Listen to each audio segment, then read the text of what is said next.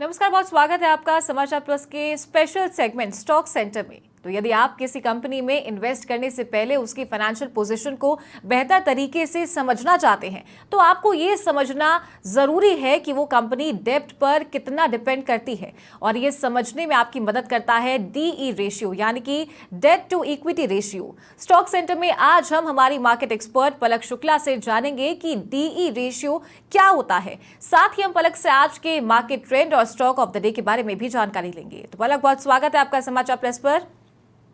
Good morning. तो पलक, कल एक बार फिर मार्केट में 300 अंक से अधिक की गिरावट दर्ज की गई। तो ऐसे में आपसे जानना चाहेंगे, इन्वेस्टर्स को कब तक मार्केट में स्टेबिलिटी देखने को मिल सकती है?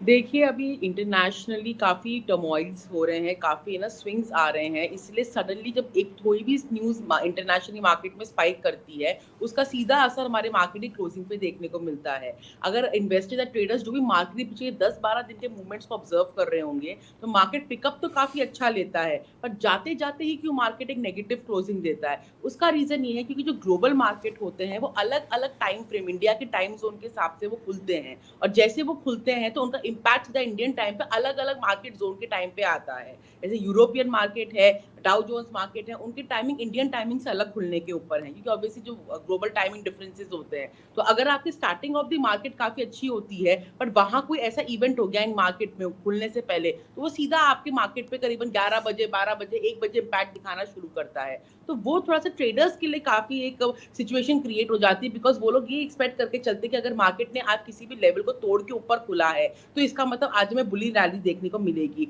और सडनली एक डिप आता है जो पूरे मार्केट फोर्स को एक साथ नीचे लेके चला जाता है। तो यहाँ पे ट्रेडर्स को हमेशा ये भी ध्यान रखना चाहिए कि इनिशियल मॉर्निंग जो फेज़ होता है मार्केट का, जब मार्केट इस तरीके से इनस्टेबल चल रहा होता है, तो वो ट्राई करें कि वो 12 बजे से पहले-पहले अपने पोज़ीशन को एक बार एग्ज़िट कर लें। क्योंकि 12 बजे के बाद ग्लोबल मार्केट्स खुल जाते हैं और फिर उसमें उसका इम्पैक्ट खाने को मिलता है। तो ये बहुत इंपॉर्टेंट होते हैं कि जब आप ट्रेड लेते हैं स्पेशली, तब आपको उन जो लेवल्स मैं आपको बताती हूँ, सपोर्ट और रेजिस्टेंस, वो यहाँ पे बहुत ज़्यादा एक्ट करता है आपके लिए हेल्पफुल, क्योंकि वो आपको ओके। बता पाता है कि अगर मार्केट यहाँ पर आके कुछ इवेंट अगर ग्लोबल हो गया है, तो वो अपने लेवल्स के आके आपको एक एक्शन देना शुरू कर देगा, एक हिंट देना शुरू कर देगा, जो ट्रेडर्स को स्पेशली समझना चाहिए। अगर यहाँ पे मार्केट आपको कोई हिंट दे रहा है, तो ये आपके लिए सेफ होता है कि आप मार्केट को उस टाइम पे एग्जिट करके निकल जाएँ। तो कल जैसे आपने देखा था, मार्केट नियरली 24,971 के आसपास बंद हुआ था, जो अगेन 86 पॉइंट डिप होके बंद हुआ था निफ्टी आपने लिए। अगेन 25,000 मार्क के नीचे चला गया है, तो यहाँ पर अभी स्टेबिलिटी नहीं दिखाई दे रही है, क्योंकि इस मार्क को मेंटेन करना अब निफ्टी के लिए बहुत मुश्किल हो गया है। जहाँ 1 महीने पहले निफ्टी ने 26,000 को भी क्रॉस कर दिया था, अब वो 25,000 भी क्रॉस नहीं कर पा रहा है। तो इसका मतलब सिचुएशन काफ़ी डाइसी चल रही है मार्केट में, ओके। ग्लोबल और नेशनल दोनों में। तो अगर आज की हम बात करते हैं, तो मार्केट का आज बेसिक स्तर होगा वो 25,000 के आसपास होगा। अगर आज मार्केट 25,000 के ऊपर ओपनिंग लेता है, तो ये एक साइन, एक पॉजिटिव होगा। पर अगेन, जैसे मैं हमेशा आपको बताती हूँ, इवेंट कभी भी आ सकता है। ग्लोबल मार्केट ओपनिंग का इम्पैक्ट मार्केट में कभी भी देखा जा सकता है। तो ओके। इसीलिए कुछ लेवल्स मैं आपको बताना चाहूंगी, ऊपर की तरफ और नीचे की तरफ। जब आपको ऐसा लगे कि यहाँ पर मार्केट एक आपको फाइट दिखा रहा है, वहां पर ट्रेडर्स के लिए मैं एडवाइस करती हूँ कि वो एक बार टाइम बीइंग के बाद प्रॉफिट बुक करके एग्जिट कर लें। वो चाहे तो री एंट्री कर सकते हैं, अगर मार्केट को फिर भी स्टेबल दिखता है आने वाले टाइम जोन में। तो अगर हम रेजिस्टेंस की बात करते हैं ऊपर की तरफ, तो आज के लेवल होंगे 25,102, 25,282, 25,467 एंड 25,560। ये कुछ ऐसे लेवल्स होंगे आज और कल की। कल वीक क्लोजिंग है, तो आज और फ्राइडे के लिए अगर मार्केट ऊपर की तरफ जाता है, तो आपको ये लेवल्स काफी यूजफुल हो सकते हैं। पर अगर मार्केट आज 25,000 के नीचे खुलता है और 1-2 घंटे निकलने के बाद भी वो उसी रेंज में सस्टेन करता है, तो आपको सपोर्ट लेवल्स देखने होंगे। वो लेवल्स होंगे 24,917, 24,820, 24,635, 24,420। ये कुछ ऐसे लेवल्स होंगे जो नीचे की तरफ आपको एक हेल्प कराएंगे। अगर मार्केट डिप होता है, तो कहां से एक बाउंस होने की एक्सपेक्टेशन होगी। पर अगर मैं आपको कुछ मेजर लेवल्स की आज बात करूंगी, तो 25,000, 25,100 के बीच में मार्केट का ऊपर उठना ही पड़ेगा एक बुलिश रैली देखने के लिए। और अगर हम नीचे की बात करते हैं, अगर मार्केट आज 24,900 के स्तर को भी तोड़ के नीचे जाता है, तो हम बेयरिश ट्रेंड में घुस जाएंगे। तो हमें नियरली 24,700 के आसपास सपोर्ट मिलने की एक अंदेशा है। अगर मैं स्टॉक्स की आज बात करूं, तो आज स्टॉक्स में बजाज ऑटो, इन्फोसिस, विप्रो, बीपीसीएल, आप इन स्टॉक्स को आज देख सकते हैं। ये स्टॉक्स रडार में हैं और वो ट्रेडर्स के लिए काफी हेल्पफुल हो सकते हैं इन्वेस्टमेंट और ट्रेडिंग पर्पस के लिए। ठीक है पलक, तो आज का जो हमारा वर्ड है वो है डीई रेशियो। इसके बारे में आपसे जानना चाहेंगे कि क्या इसका मतलब होता है और इन्वेस्टर्स इसकी कैलकुलेशन कैसे करें।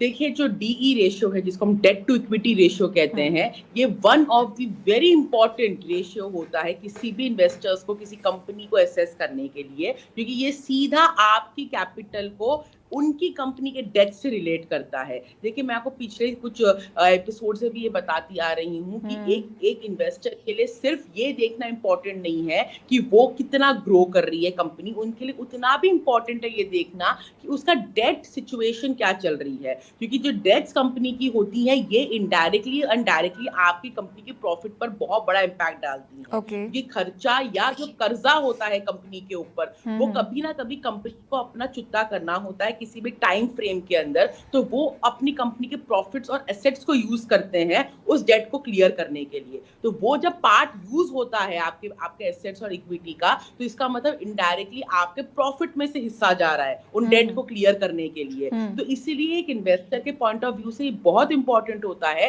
कि वो अपने डेट्स को, कंपनी की डेट्स को भी इक्वली इंपॉर्टेंस दे स्टडी करने में जितना वो एसेट्स को और उनकी ग्रोथ को देते हैं। तो आज का जो रेशियो है डेट टू इक्विटी रेशियो, ये मेजर करता है कंपनी की फाइनेंशियल स्टेबिलिटी, कि कंपनी कितनी फाइनेंशियल स्टेबल है, कितना उसमें डेट है, कितना वो अपने एसेट्स को यूज करते हैं, और उस रेशियो को मेंटेन करने के बाद कितना वो प्रॉफिट जनरेट करते हैं अपने शेयर होल्डर्स के लिए। तो इसका भी एक फॉर्मूला होता है जो हम कैलकुलेट करते हैं। जो डेट टू इक्विटी रेशियो कैसे कैलकुलेट किया जाएगा, कंपनी की जो टोटल डेट होती है उसको हम डिवाइड करते हैं कंपनी के इक्विटी शेयर होल्डर्स की होल्डिंग्स के साथ। तो वो जो रेशियो निकल के आता है उसको हम कहते हैं debt to equity ratio. Debt to equity as an जो डेट टू द इक्विटी, जो इक्विटी होल्डर्स का जो कैश है कंपनी के पास, उसको हम तुलना करते हैं कंपनी के जो कर्ज हैं, डेट हैं, उसको रेशियो आज हम करते हैं, फिर हमें पता चलता है कि कंपनी में क्या सिचुएशन आती है। अब इसके भी बैरोमीटर्स होते हैं। जनरली हमने पिछले रेशियोज में चीज देखी कि जितना आगे जितना बढ़ता है उतना कंपनी अच्छी मानी जाती है, जितना हाई रेशियो होता है उतनी कंपनी अच्छी मानी जाती है। इस केस में उल्टा होता है, जितना कम रेशियो होगा डेट टू इक्विटी कंपनी का, उतना वो कंपनी स्ट्रांग होगी फाइनेंशियल केसेस में, क्योंकि उसका डेट उतना कम होगा। अगर वो रेशियो ज्यादा निकलता है, इसका मतलब वो कर्जा उसके ऊपर ज्यादा है अपनी इक्विटी शेयर होल्डर्स की मनी से ज्यादा, तो इसका मतलब वो चीज कंपनी खराब है। तो हम उसे कैसे मेजर करेंगे? अगर किसी कंपनी की बैलेंस शीट को आप देखते हैं और कोई कंपनी आपको लेस देन 0.5 का इक्विटी डेट रेशियो दिखाती है, तो वो काफी अच्छी कंपनी मानी जाती है, वो काफी डेट लेस कंपनी होती है और वो प्रॉफिट जनरेटिंग कंपनी ज्यादा मानी जाएगी। बनिस्बत जो कंपनी, अगर कोई कंपनी का रेशियो 0.5 से लेकर 1 के बीच में है, तो उसे हम मॉडरेट कंपनी कहेंगे कि ठीक है, they are in the balance situation, का डेट भी ठीक है और उनकी इक्विटी होल्डिंग भी लगभग एक इक्वल इसमें आती है। अगर किसी कंपनी का डेट इक्विटी रेशियो 1 से 2 के बीच में आ रहा है, तो उसे हम हाई डेट इक्विटी रेशियो वाली कंपनी कहेंगे। इसका मतलब कि थोड़ा इनका जो कर्जा है, इनका जो डेट है, वो अपनी इक्विटी से ज्यादा है। तो मतलब ये एक अलार्मिंग कंपनी है। यहाँ पर थोड़ा रिस्क है आपको एक इन्वेस्टर को इन्वेस्ट करने के लिए, क्योंकि यहाँ पे कर्जा ज्यादा है और चुकाने के लिए उनके पास पैसा कम है। तो अल्टीमेटली वो कंपनी लॉस में जाएगी आने वाले टाइम पे, अगर उन्होंने इक्विटी अपनी ग्रो करी तो। और जो कंपनीज 2 से ऊपर का डेट इक्विटी डेट रेशियो रखती हैं, वो कंपनी को तो हम नियरली बैंक्रप्सी कंपनी कहते हैं, कि वो कंपनी तो ऑलमोस्ट दिवाला निकलने वाला है, उसका इतना ज्यादा डेट है कि वो उसको पे करते करते ही खत्म हो जाएगी, उसके बाद बचेगा ही नहीं कुछ अपना सारे डेट पे करने के बाद। तो ये एक पैरामीटर होता है जो बहुत इंपॉर्टेंट होता है, जो इन्वेस्टर से बात करते हैं कि मैम हमें किस टाइप की कंपनी में घुसना चाहिए। तो ये रेशियो देखना बहुत जरूरी होता है। बाकी रेशियोज इंपॉर्टेंट होते हैं, पर अगर किसी कंपनी का डेट ही बहुत ज्यादा हुआ, तो आप उसके अंदर बाकी रेशियो को कैलकुलेट कैसे करेंगे? एवरीथिंग विल बी नलिफाइड, कोई काम का रहेगा ही नहीं वो चीज, वो कर्जे में है कंपनी। तो ऐसी कंपनी में अगर आप कर्जे वाली कंपनी में इन्वेस्टमेंट करेंगे तो कैसे आपको रिटर्न मिलेगा? अभी इन्वेस्टर्स पॉइंट ऑफ व्यू में कौन कौन से फैक्टर्स इसके अंदर काफी रोल प्ले करते हैं? तो सबसे बड़ी बात है, किसी इन्वेस्टर को अगर ये देखना आता है कि वो डेट इक्विटी रेशियो कैलकुलेट करना जानता है, तो सबसे पहले उसका कॉन्फिडेंस बढ़ सकता है उस कंपनी के अंदर। वो बिल्कुल कॉन्फिडेंट डिसाइड कर सकता है कि मुझे इस कंपनी में इन्वेस्ट करना है कि नहीं, क्योंकि ये सबसे बड़ा चैलेंज होता है किसी भी इन्वेस्टर के लिए कि वो सही कंपनी सिलेक्ट करे, क्योंकि मार्केट में आपके पास बहुत सारी कंपनीज होती हैं, पर आप किस में इन्वेस्ट करें जो आपको रिटर्न दे सकता है। तो ये रेशियो आपको सबसे पहले एक स्ट्राइकिंग पॉइंट दे सकता है कि अगर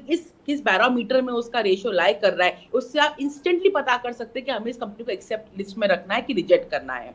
दूसरा होता है कंपनी की क्रेडिट वर्दीनेस। ये क्रेडिट वर्दीनेस कंपनी की एक जो इन्वेस्टर होता है वो इतनी ज्यादा उसकी रिलायबल हो जाती है। जो company less than 0.5% equity debt ratio पे चल रही है, उस कंपनी की तो क्रेडिट वर्दीनेस कितनी बढ़ जाएगी इन्वेस्टर की नजरों में। वो सीधा वो देख पाएगा कि इस कंपनी में इतना ज्यादा पोटेंशियल है टू ग्रो।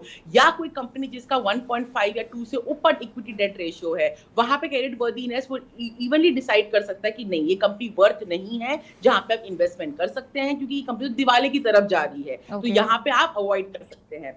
तीसरा आपको financial flexibility. Debt equity ratio आपको ये तक दिखाता है कि कंपनी की फाइनेंशियल फ्लेक्सिबिलिटी कितनी है। जितना कम रेशियो होगा डेट इक्विटी रेशियो, उतनी फ्लेक्सिबिलिटी वो कंपनी अपनी फाइनेंस के साथ यूज कर सकती है, क्योंकि उनका डेट कम है एज कम्पेयर टू उनके पास जो असेट है। तो ऑब्वियसली वो अपनी कंपनी को ग्रोथ करने के लिए, नए प्रोजेक्ट्स लेने के लिए, नए ज्यादा इन्वेस्टमेंट्स क्रिएट करने के लिए वो अपने लिमिटेड अब जो मुझे कैश बचा हुआ है वो उनको अच्छे से यूज कर सकती है। बनिस्बत जो कंपनी के डेट इक्विटी रेशियो बहुत हाई है, जब उनका पैसा ही नहीं है, तो वो आपके लिए क्या नई चीजें जनरेट करेंगी अपनी कंपनी के ऊपर। तो एक फाइनेंशियल फ्लेक्सिबिलिटी आ जाती है।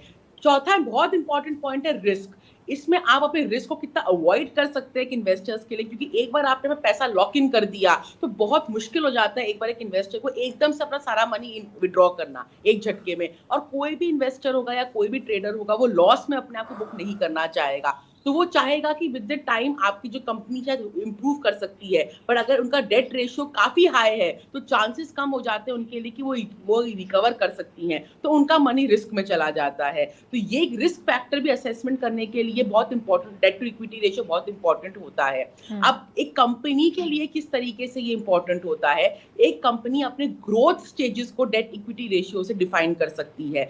अगर कोई कंपनी का डेट इक्विटी रेशियो मान लीजिए थोड़ा सा हाई की तरफ आ रहा है, तो कोई कंपनी कैसे अपने डेट इक्विटी रेशियो कम कर सकती है? तो ऑब्वियसली वो थोड़ा सा पैसा जनरेट कर सकती है इन्वेस्टर्स के पास से, पैसा इंक्लूड कर सकती हैं और अपने डेट अपने को राइट ऑफ कर सकती हैं। इसका एक बहुत बड़ा तरीका होता है, जो स्टॉक मार्केट में जो कंपनीज होती, कभी किसी में डेट इक्विटी रेशियो हाई हो जाता है तो वो फ्रेश इशू शेयर करती है मार्केट के अंदर, कि वो चाहती हैं कि थोड़ा सा कंपनी में वापस से लोग आए, पैसा लगाएं, उन शेयर्स को खरीदे, ताकि वो थोड़ा जो पैसा उनका जनरेट हो उससे वो अपने डेट को क्लियर कर सकें।